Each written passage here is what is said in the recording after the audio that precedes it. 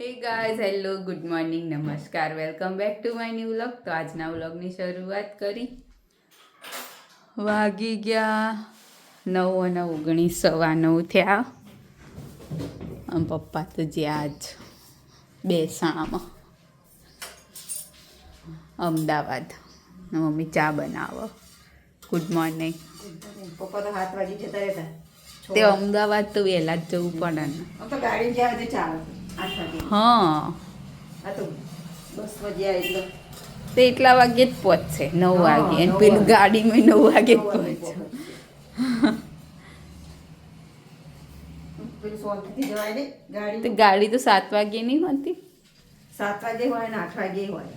7 વાગે હોય હવે કદાચ ઉપડી ગયા છે સંજય હોયથી ક્યાંકથી 7 વાગે નીકળે એટલે કોઈ નહીં, આવતી વખતે ગાડીમાં આવી જવાનું. કહી દે ગાડી તો નહીં હોતી પછી તો હોજી હોય નહીં. છેક 4-5 વાગે હોય.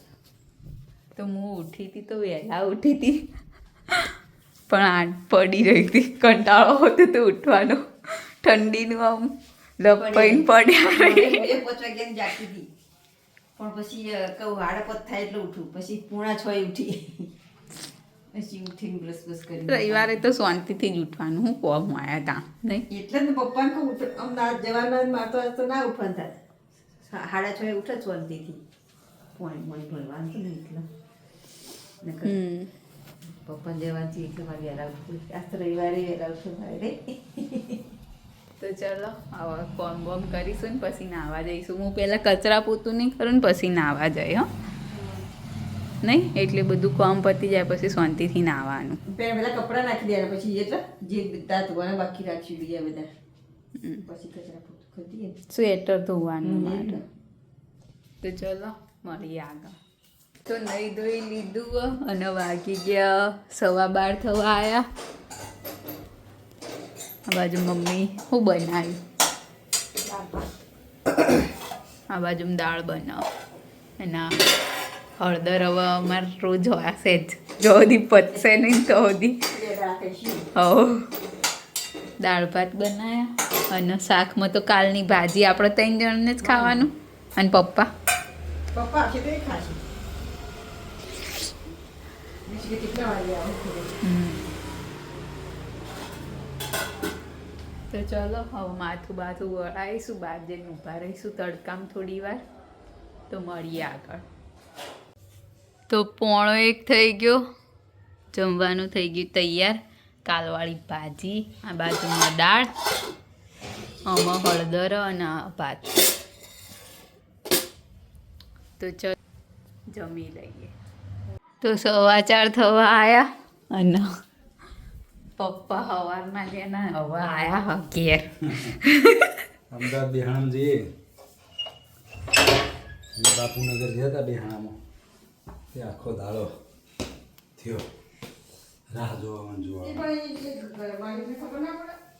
તો હવે પડતી હતું તો તે ચમ મોડું થયું. બસ એક પેલી આવી તે એ 12:30 બસ જઈ તે બીજી બસ સીધી 1:30 વાગે. જેટલો બે બસનો પેસેન્જર બેઠેલો અને ત્યાં બધા પુલ ચાલે એટલે બસ કૃષ્ણનગરથી અમે તો બાપુનગરથી કૃષ્ણનગર જોડે જ ને. કૃષ્ણનગર છું બાપુનગર એ તો આપણે જોડે જ છે. હેડી કૃષ્ણનગરથી બાપુનગર હા, મસ્ત કોમ. ખાવું હવે હું ચા પીશે, હું ખાશે હવે. ફોતરા હા, ડુંગળી નહીં.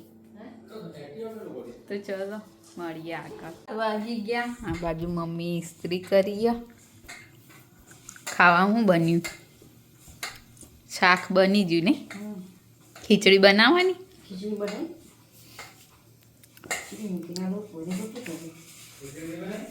બનાવી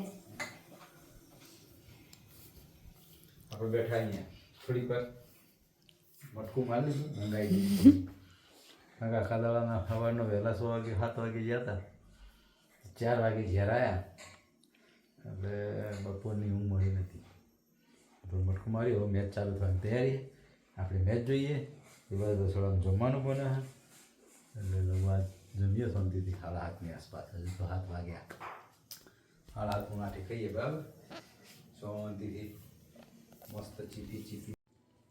તો 7:45 થઈ ગયા, જમવાનું તૈયાર થઈ ગયું. શું આમાં દાળ, એમાં દાળ, ખીચડી, ખીચડી, શાક ચો હતા, શાક હાર્યું ને, બટાકા ડુંગળીનું શાક, રોટલી કર ગરમ. એમાં શું હોય ને હું ભાજી હા કરવાની એમાં તા હું. પણ વધી હોય તો ખાઈ જ જવાની હોય ને તાણી થોડી બગડી જવાની. હળદરની ભાજી, હમ. લીલી હળદર તો ખવાય. તા મારી આમ ઘી લાગ્યું.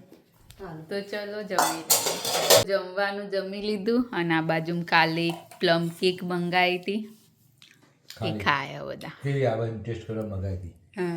આ પ્લમ કેક ને જેમ કે બધા એવું કહે કે ક્રિસમસના આગલા દિવસે ક્રિસમસ ઈવ હોય ને એ વખતે આ કેક ખાવામાં આવે. મેં એવું સાંભળેલું. सुना है ऐसा कोई बात नहीं अच्छा है खाया सारी. તો આજના વ્લોગને કરીએ છીએ એન્ડ તમને અમારો વ્લોગ ગમ્યો હોય તો લાઈક કરો, શેર કરો અને અમારી ચેનલ ધ હેપી વ્લોગને સબસ્ક્રાઈબ કરો. મળીએ આવતીકાલે એક નવા વ્લોગ સાથે. ગુડ નાઇટ, શુભરાત્રી, બાય બાય.